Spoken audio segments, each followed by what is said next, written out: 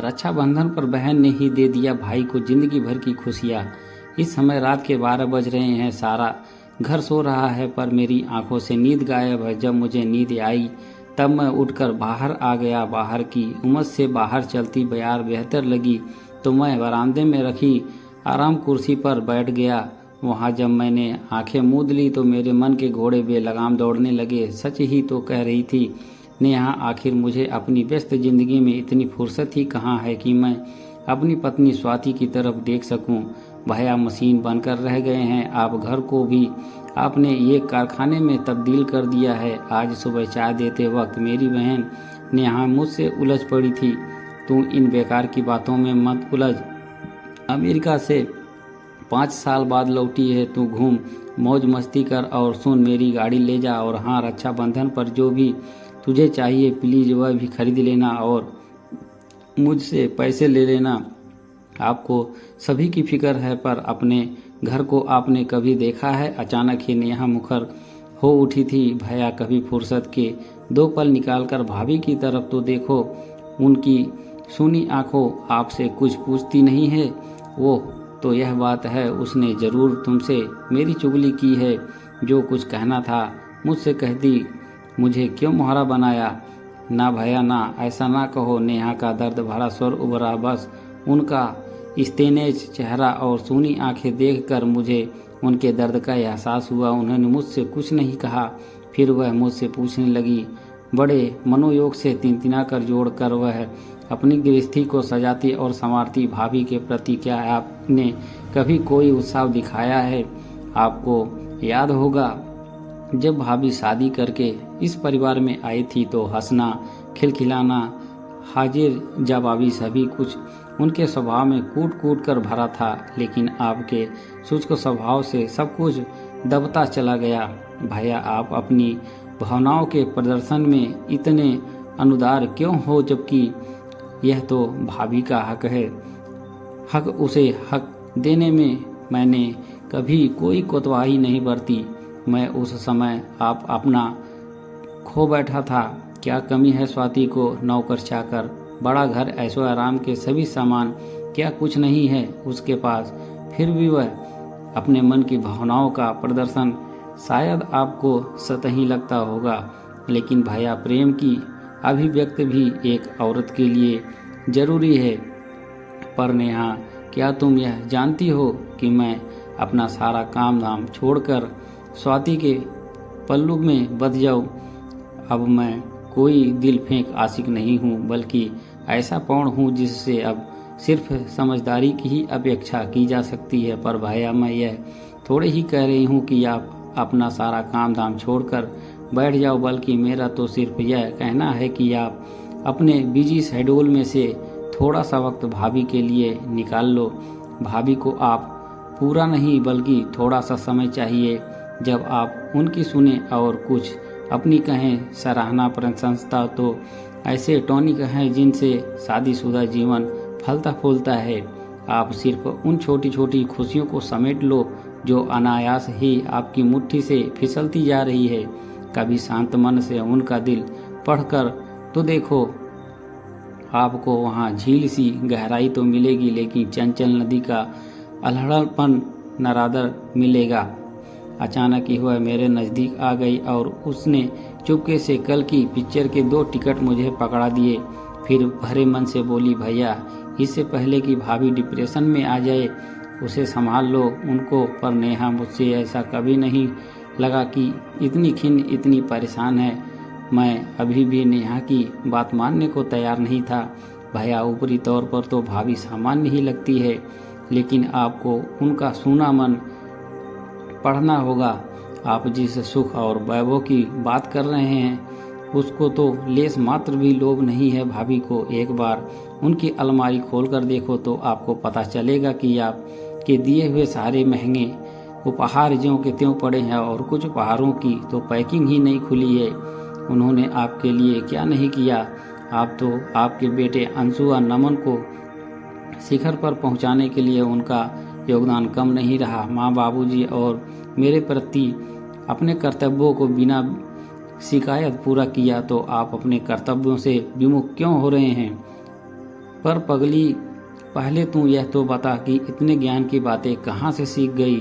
तू तो अब तक एक अल्हड़ और बेपरवाह की सी लड़की थी।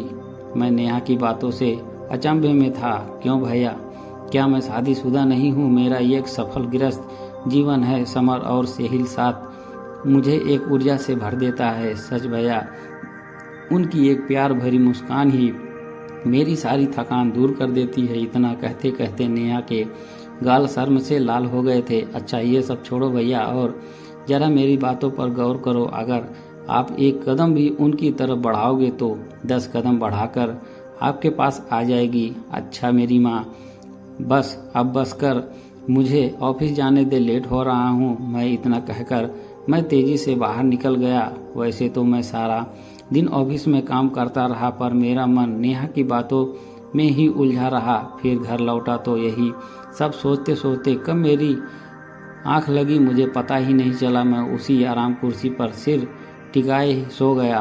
भैया से ये लो चाय की ट्रे और अंदर जाकर भाभी के साथ पियो। नेहा की इस आवाज़ से मेरी आंख खुली। तू भी अपना कप ले आ, तीनों एक साथ में पिएंगे। मैं आंखें मलता हुआ बोला, ना बाबा ना, मुझे कबाब में हड्डी बनने का कोई शौक नहीं है। इतना कहकर वह मुझे चाय की ट्रे थमाकर अंदर चली गई। जब मैं ट्रे ले कर स्वाति के पास पहुंचा तो मुझे अचानक देखकर वह हड़बड़ा गई। आप चाय लेकर आए, मुझे जगा दिया होता और नेहा को भी चाय देनी है, मैं देकर आती हूँ कहकर वह बेड से उठने लगी तो मैं उससे बोला, मैडम इतनी परेशान ना हो, नेहा भी चाय पी रही है। फिर मैंने चाय का कप उसकी तरफ बढ़ा दिया। चाय पीते वक्त जब मैं स्वाति की तरफ देखा तो नेहा सही कह रही थी। हर समय हंसती रहने वाली स्वाति के चेहरे पर एक उदासी थी जिसे मैं आज तक तो देख नहीं पाया था या उसकी अनदेखी करता आया था। इतनी देर में हमने चाय खत्म की, उतनी देर तक स्वाति चुप रही। अच्छा भाई, अब आप दोनों जल्दी जल्दी नहा धोकर तैयार हो जाओ, नहीं तो आप दोनों की मूवी मिस हो जाएगी। नेहा आकर हमारे खाली कप उठाते हुए बोली, लेकिन नेहा तुम तो बिल्कुल अकेली रह जाओगी, तुम भी चलो ना हमारे साथ। मैं उससे बोला, ना बाबा ना, मैं तो आप लोगों के साथ बिल्कुल भी नहीं चल सकती, क्योंकि मेरा तो अपने कॉलेज की सहेलियों के साथ सारा दिन मौज मस्ती करने का प्रोग्राम है। और हाँ, शायद डिनर भी बाहर ही हो जाए। फिर नेहा और हम दोनों तैयार हो गए। नेहा को हमने उसकी सहेली के यहाँ ड्रॉप कर दिया। फिर हम दो लोग पिक्चर हॉल की तरफ बढ़ गए। कुछ तो बोलो, क्यों इतनी चुप हो? मैंने कार ड्राइव करते हुए समय स्वाति से कहा, पर वह कुछ भी चुप ही रही। मैंने सड़क के किनारे अपनी कार रोक दी और उसका सिर अपने कंधे पर टिका दिया। मेरे प्यार की ऊष्मा पाते ही स्वाति फूट फूट कर रो पड़ी और थोड़ी देर बाद रोने के बाद उसके मन में आवेश शांत हुआ। तब मैं अपनी कार पिक्चर हॉल की तरफ बढ़ा दी। मूवी वाकई बढ़िया थी। उसके बाद हमने डिनर भी बाहर ही किया। घर पहुंचने तक पर हम दोनों के बीच वह सब कुछ हुआ जिसे वह लगभग भूल चुके थे। बेड के दो सिरों पर सोने वाले हम पति पत्नी के बीच परस्परी हुई दूरी आज अचानक ही गायब हो गई थी और हम दोनों दो एक जिस्म एक जान हो गए थे। मेरा साथ, मेरा प्यार पाकर स्वाति को एक नवयौवना की सी खिल उठी थी। फिर वो उससे मुझे रात भर सोने नहीं दिया था। हम दोनों थोड़ी देर तक सोकर सुबह उठ गए। तब हम दोनों ने एक ही ऐसी ताजगी का महसूस किया जिसे शायद हम दोनों ही भूल चुके थे। बारिश के गहन उषम के बाद आई बारिश के मौसम की पहली बारिश से जैसे सारी प्रकृति नवजीवन पा सकती है, वैसे ही हमारे मृत प्राय संबंध जैसे इस पहल के मानो जीवंत हो उठे थे। रक्षाबंधन वाले दिन जब मैंने नेहा को उपहार रूप हीरे की अंगूठी दी तो वह भाव विभोर होकर उठी और बोली, खाली इस अंगूठी से काम नहीं चलेगा, मुझे तो कुछ और भी चाहिए, तो बताना और क्या चाहिए तुझे? मैं मिठाई खाते हुए बोला, इस अंगूठी के साथ साथ एक वादा भी चाहिए और वह यह है कि आज के बाद आप दोनों ऐसे ही खिलखिलाते रहें और जब मैं भी इंडिया आऊँगी मुझे यह घर एक घर लगना चाहिए, कोई मकान नहीं। अच्छा मेरी माँ, आज के बाद ऐसा ही होगा। इतना कहकर मैंने उसे अपने गले से लगा लिया। मेरा मन अचानक ही भर आया और मैंने भावुक होते हुए बोला, वैसे तो रक्षाबंधन पर भाई की बहन की रक्षा का जिम्मा लेता है, पर यहाँ तो मेरी बहन मेरा उद्धार कर गई। यह जरूरी नहीं है कि भैया की कर्तव्यों का जिम्मा सिर्फ भाइयों के ही हिस्से में आए।